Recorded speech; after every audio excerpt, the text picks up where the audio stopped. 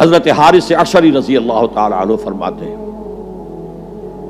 یہ مسند احمد ابن حنبل میں بھی ہے، ترمذی میں بھی ہے، قال قال رسول اللہ صلی اللہ علیہ وسلم انی آمرکم بخمس اللہ امرنی بہن۔ یہ ایک روایت میں اضافی الفاظ ہیں، اللہ امرنی بہن، دوسری میں نہیں ہے۔ انی آمرکم بخمس کے بعد شروع ہو جاتی ہے بالجماعت والسمع والطاعت والہجرت والجہاد فی سبیل اللہ۔ مسلمانوں میں تمہیں 5 باتوں کا حکم دے رہا ہوں، اور یہ حکم اللہ نے مجھے دیا ہے، حالانکہ آپ کو بھی حکم دینے کا اختیار ہے، لیکن آپ نے تاکید کے لیے کہا، میں اپنی طرف سے نہیں کہہ رہا، میں پہنچا رہا ہوں۔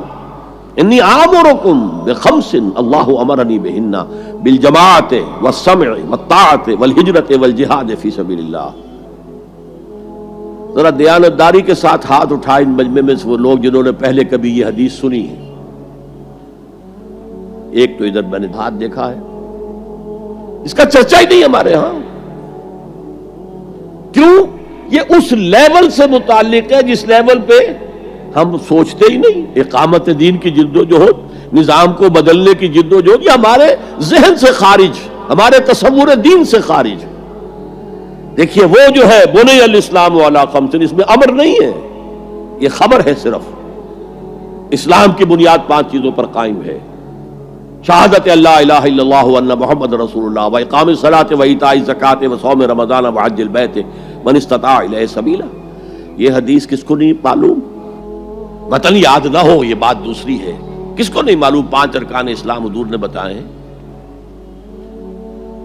حالانکہ وہاں یہ ہے میں تمہیں حکم دے رہا ہوں، اور چرچا ہی نہیں ہے ہمارے یہاں۔ جس گاؤں جانا نہیں اس کا راستہ کیا پوچھنا، جو کام ہم نے کرنا ہی نہیں، اس کے جو لوازم ہیں ان کے تذکرے کی کیا ضرورت ہے؟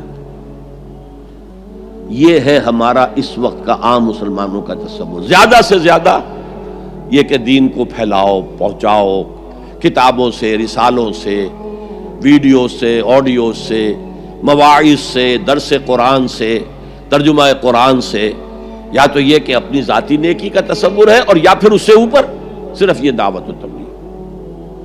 اس سے اوپر کی تیسری منزل جسے اقامت دین کہا جائے، جو خصوصی الفاظ حضور کے لیے 3 مرتبہ قرآن میں آئے، هو الذی ارسل رسولہ بالہدی ودین الحق لیظہرہ علی الدین کلہ۔ کسی اور نبی کے لیے 1 دفعہ بھی نہیں آئے، حضور کے لیے 3 دفعہ آئے، سورہ توبہ، سورہ فتح، سورہ صف۔ یہ چونکہ چیز ہمارے ذہنوں سے نکل گئی ہے، لہذا اس کے جو متعلقات ہیں اس کی طرف بھی توجہ نہیں ہے۔ سیدھی سی بات ہے، منطقی بات ہے، جس گاؤں جانا نہیں اس کا راستہ کا کو پوچھنا۔ یہ 5 چیزیں ہیں لازم۔ جماعت کی شکل میں رہو، یہ بھی فرمایا علیکم بالجماع، یہ حضور کی حدیث ہے، علیکم بالجماع، لازم جماعت کی شکل میں رہو۔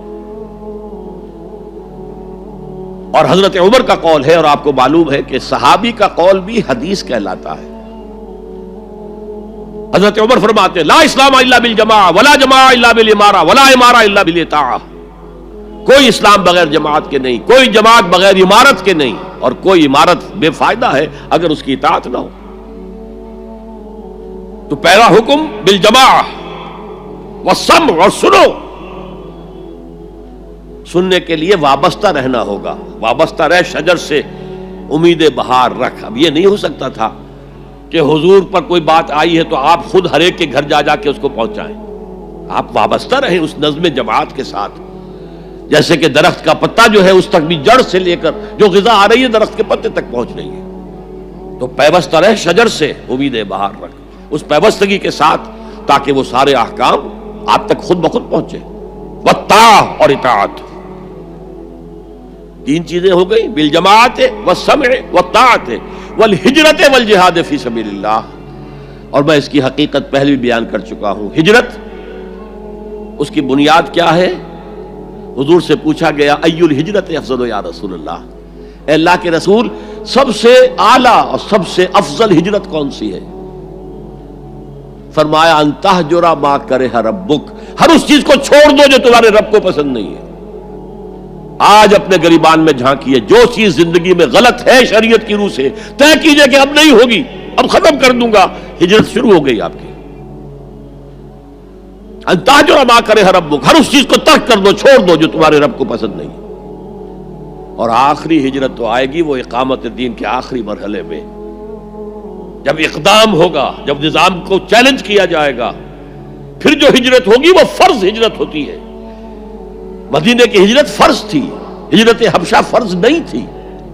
وہ تو جن لوگوں کی ہمت جواب دے رہی تھی اور جو پرسیکیوشن ہو رہی تھی اور جو تشدد ہو رہا تھا اس کو برداشت نہیں کر پا رہے تھے، انہیں اجازت دے دی گئی کہ ٹھیک ہے چلے جاؤ، حبشہ کی طرف ہجرت کر جاؤ۔ مدینے کی ہجرت فرض تھی۔ اگر کوئی ہجرت نہیں کر رہا، ما لکم من ولایتہم من شیء حتی یہاجروا، تو اے مسلمانوں تمہارا ان سے کوئی تعلق نہیں ہے جب تک کہ وہ ہجرت نہ کرے۔ بلکہ سورہ نساء میں اس کو بھی ایک طرح کا نفاق قرار دیا گیا۔ تو وہ ہجرت بڑی ہجرت ہے، گھر بار چھوڑ کر، اور مکے والے جو گئے تھے چھوڑ کر، وہ قریش کے بھیڑیوں کے رحم و کرم پر چھوڑ کر گئے تھے اپنے گھر والوں کو، اور ان کا سارا گھر کا سامان لوٹا گیا تھا، اور اس سارے سامان سے وہ کیپٹل فراہم کیا گیا تھا جس کو لے کر ابو سفیان کا قافلہ گیا تھا شام کی طرف، جس کا حضور نے پیچھا کیا تھا لیکن وہ نکل گیا تھا۔ جب وہ واپس آ رہا تھا تب حضور نے پھر اس کو کنفرنٹ کرنے کے لیے مدینے سے باہر نکل کر پروگرام بنایا، لیکن وہ اللہ کو کچھ اور منظور تھا، ادھر سے لشکر آ گیا اور جنگ ہو گئی، جنگ بدر ہو گئی۔ تو ہجرت کیا ہے؟ شروع سے ہجرت کیا ہے؟ ان تہجر ما کرہ ربک، اور سب سے اوپر کیا ہے؟ گھر بار، اپنے آباء و اجداد کی وطن، جہاں آپ کے آباء و اجداد دفن ہے، چھوڑو، جاؤ، اور جاؤ وہاں جہاں پوری طاقت مرکوز ہو جائے تاکہ آپ نظام باطل کو چیلنج کرنے کے لیے ساری طاقت ایک جگہ جمع کر سکیں۔ اور جہاد پوچھا گیا ای الجہاد افضل یا رسول اللہ، سب سے افضل جہاد کون سا ہے اللہ کے رسول؟ فرمایا ان تجاہد نفسک فی طاعت اللہ، کہ اپنے نفس کے خلاف جہاد کرو، اسے اللہ کا مطیع بناؤ۔ وہ سرکش ہے، وما ابرئ نفسی ان النفس لامارۃ بالسوء، یہ نفس جو ہے امارۃ بالسوء، برائی کا حکم دینے والا ہے، اس کے خلاف کشاکش کرو اور اس کو دباؤ، اسے اللہ کے سامنے جھکاؤ، یہ جہاد افضل ہے۔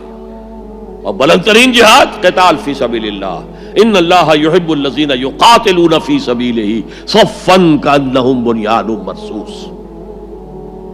یہ ہے وہ حدیث جو ہمارے تصورات سے خارج ہو،